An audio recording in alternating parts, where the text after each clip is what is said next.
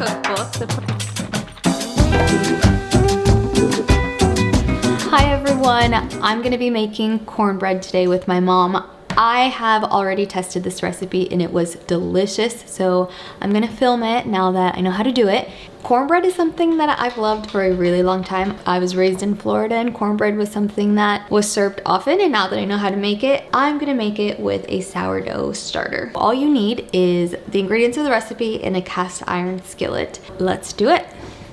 So I'm gonna be using this cookbook, The Perfect Loaf. This is the same cookbook I've been using for all of my sourdough recipes. This is the sourdough cornbread recipe using a cast iron skillet. We're gonna gather butter, cornmeal, buttermilk, eggs, pure maple syrup, salt, baking soda, and your sourdough starter. I am gonna make this completely plant-based, so I'm going to show the substitutes I have for the buttermilk and for the butter, and the eggs as well. Let's start by preparing our mise en place. So the very first thing that you want is your butter. I'm using the Miyoko's butter substitute. It is the best plant-based butter to bake with. It really does act like butter, but without having dairy. So you want to have 5 tablespoons or 69 grams of unsalted butter. You can probably make this recipe without a scale, but because you are dealing with a sourdough starter, it's a lot better to have a scale and a lot more accurate than just using tablespoons and measuring cups.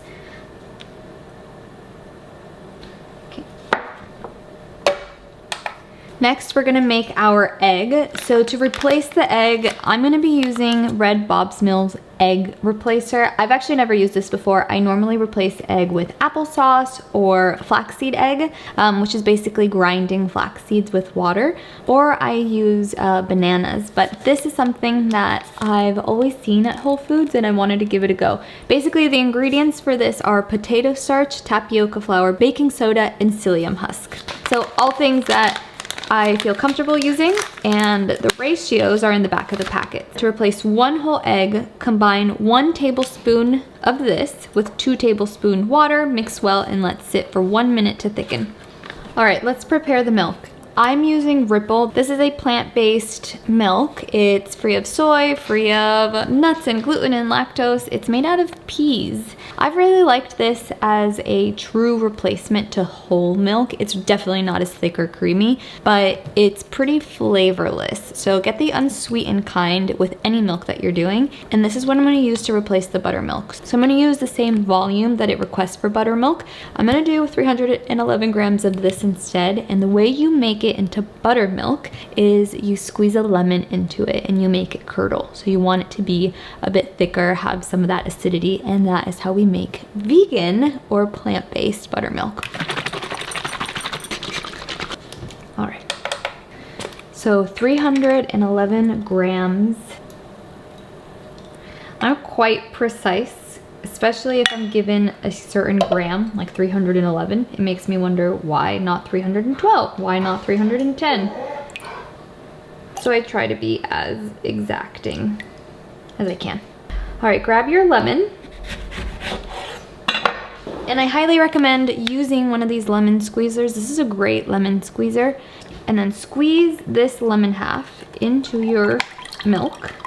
The last time I did this, it took the whole lemon. This is quite the big lemon, but you're gonna have to eyeball it when you see the curdling happen. You can already see that the milk is curdling. That's exactly what we want. Do you see? That's what you want. The consistency of a curdled milk. Hi, this is me working in post. I realized I made a mistake. Grab 311 grams of the total volume of the milk plus lemon together. So whatever you have after you've squeezed your lemon into your milk, take 311 grams of that and add that to your recipe. I ended up doing 311 grams of milk and then added the lemon on top. As you see in my scale, it reads actually like 400 grams. That was actually too much liquid. In hindsight, I think my cornbread was a little bit liquidy, and I think it was because of this. So just wanted to make that note. Alrighty, moving right along, the next thing we're going to do is the pure maple syrup. So go ahead and tear that. So you want 23 grams, so not very much. Okay.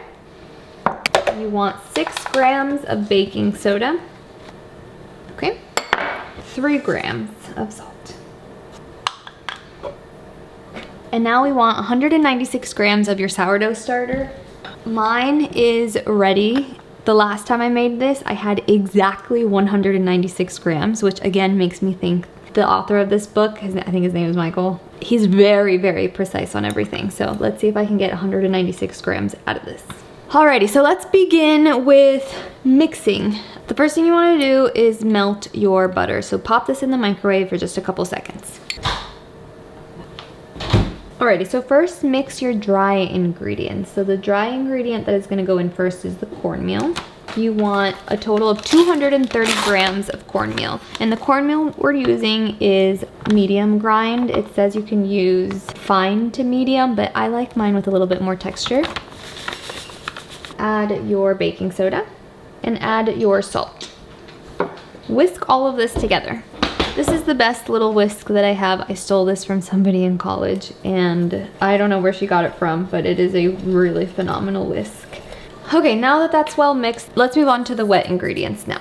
Let's add in our buttermilk. Let's add in our melted butter. This is where we add in the egg. Because I am using a plant-based egg, we don't have to be so precious in that everything has to be very, very cool so that the egg doesn't cook. And lastly, your maple syrup. Okay, time to add our starter. Let's hope that there are 196 grams. Take a look at this starter.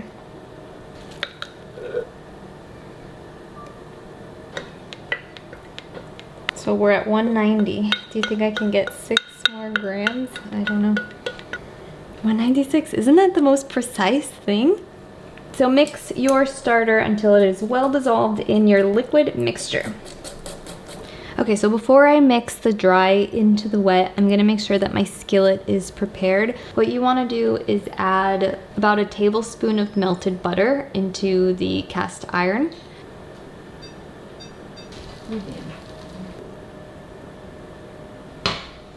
Now that our pan is ready, I've melted the butter and spread it across the pan. We are gonna go ahead and mix the dry into the wet, and then we're gonna pour the batter into the pan. Slowly pour your batter in.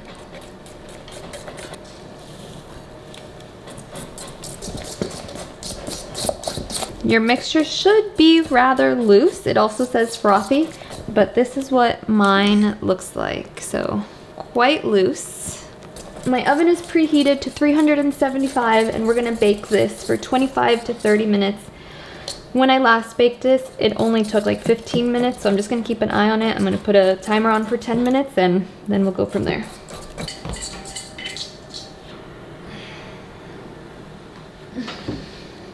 So you see some browning at the edges. My center doesn't look the way his does, which is a little bit browner, but 200 and something degrees, so I think it's like done.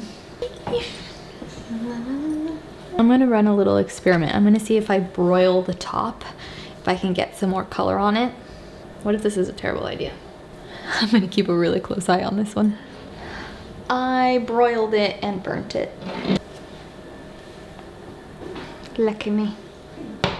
La volví a poner y le puse broil para cogerle color y se me olvidó de ella. Pero está linda. ¿Será? Sí, es así provoca más. Un poquito quemada. No importa, no importa.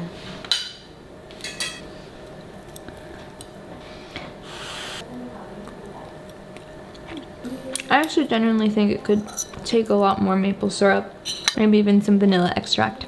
There are some like really interesting sour notes from the sourdough starter. I'm also picking up a little bit of the lemon from the buttermilk, but I like my cornbread maybe a little sweeter than this. I kind of want to do it again. Get really good at this and maybe not broil it for so long. What was I thinking? Okay, overall, I love cornbread, and this is a very, very good cornbread recipe. It depends if you want to make it savory or sweet. You can tweak this and add whatever ingredients you want. I think it's a really, really good base, but I think that's what it is. A very base standard cornbread recipe with a little bit of a flair with the sourdough, and making it plant-based definitely added that lemon flavor to it. Okay, that is it for my sourdough starter cornbread recipe. If you want to give this a go, I will add the recipe down below. I hope you enjoyed this. Thank you so much for watching. Until next time. Bye.